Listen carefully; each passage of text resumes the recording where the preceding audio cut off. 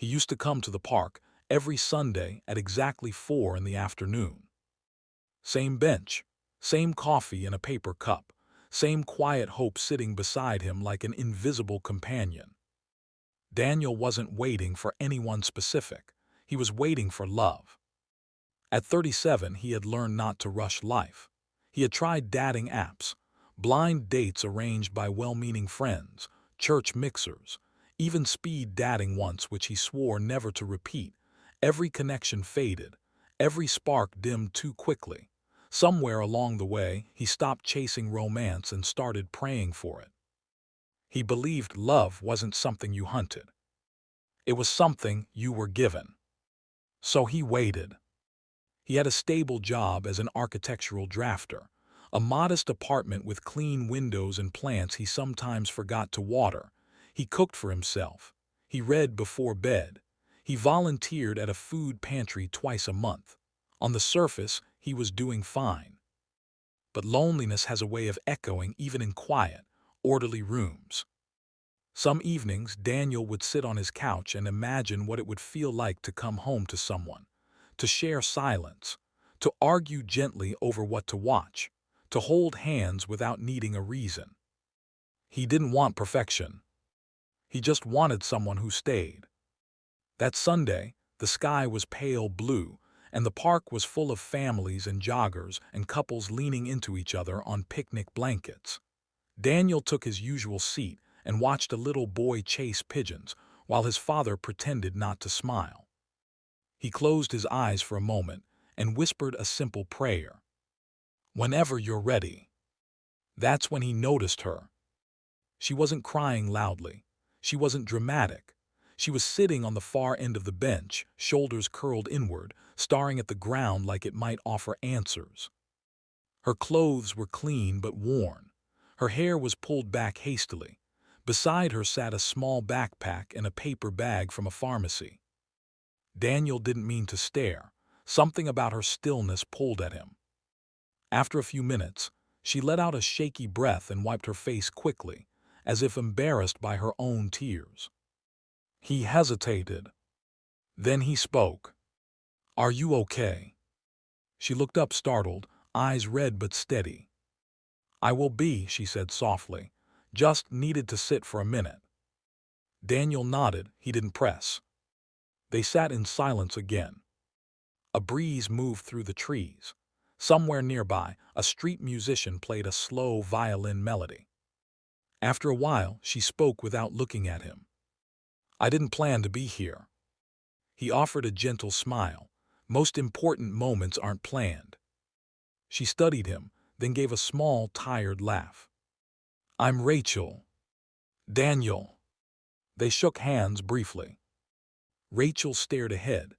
"I was supposed to start a new job tomorrow. I lost my apartment yesterday. My mom's in hospice, and my car broke down on the way to see her." Daniel swallowed. "That's a lot." She nodded. "I'm not asking for anything," she added quickly. "I just needed to breathe somewhere that didn't feel like walls were closing in." "You picked a good place." She laughed again. They talked slowly after that. Rachel told him she had moved to the city 6 months ago after leaving an emotionally abusive relationship. She worked retail while studying online for a nursing degree. She slept on friends' couches when she could, in her car when she couldn't. Daniel didn't interrupt, he just listened. She didn't tell her story for sympathy. She told it because it had been sitting inside her chest for too long. When she finished, she looked embarrassed. "Sorry, I didn't mean to dump all that on a stranger." "I'm glad you did," Daniel said quietly. "Everyone deserves to be heard." They sat until the sun began to lower. Daniel offered to walk her to the bus stop. She hesitated, then agreed. Before they parted, Rachel said, "Thank you for being kind today." He watched her board the bus and disappear into the crowd.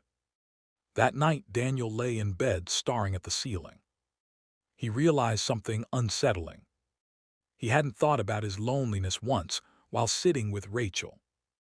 They didn't exchange numbers that day. But fate has a peculiar sense of timing.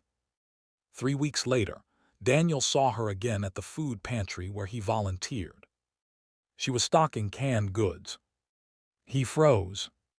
She turned, recognized him, and her face lit up with genuine surprise. "Bench guy."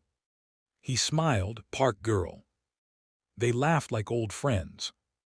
This time, they did exchange numbers. They started meeting for coffee after her shifts. Sometimes Daniel helped her with assignments. Sometimes she told him stories about her mother before illness stole pieces of her memory. Daniel drove her to appointments when her car finally gave out for good. Their connection grew slowly, quietly, without expectations. Rachel didn't flirt. Daniel didn't push. They just showed up for each other.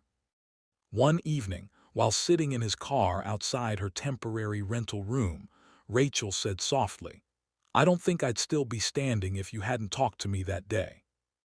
Daniel gripped the steering wheel. "I didn't save you." She shook her head. "You didn't fix my problems. You just didn't let me feel invisible." Her mother passed away 2 months later. Daniel attended the small service. He held Rachel while she cried into his jacket. He made soup and left groceries outside her door when she couldn't get out of bed. He never asked for anything in return. And somewhere in that space between grief and healing, Rachel began to see Daniel differently.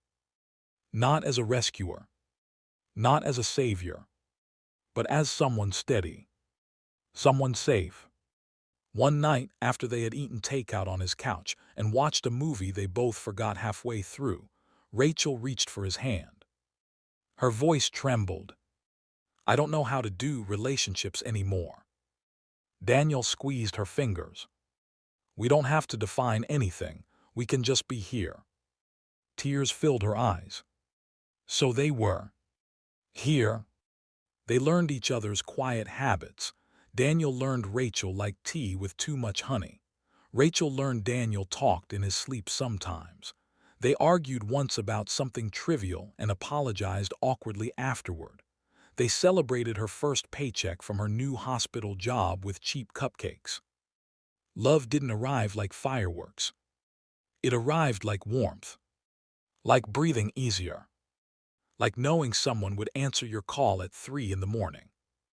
One afternoon, months later, Rachel confessed something while folding laundry in his living room. "I thought love would feel dramatic," she said. "I thought it would be overwhelming." Daniel smiled. "And it feels like coming home." He didn't reply. He just kissed her forehead. A year after they met on that bench, Daniel took Rachel back to the park. Same spot. Same time. He brought coffee for both of them this time.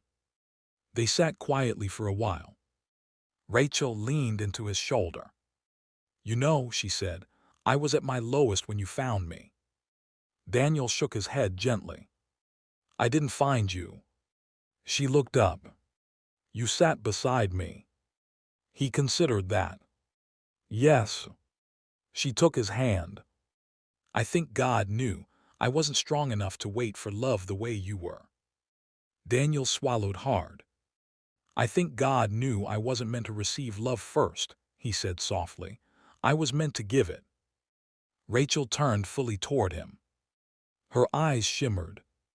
"And somehow you got both." He nodded. Because that was the miracle.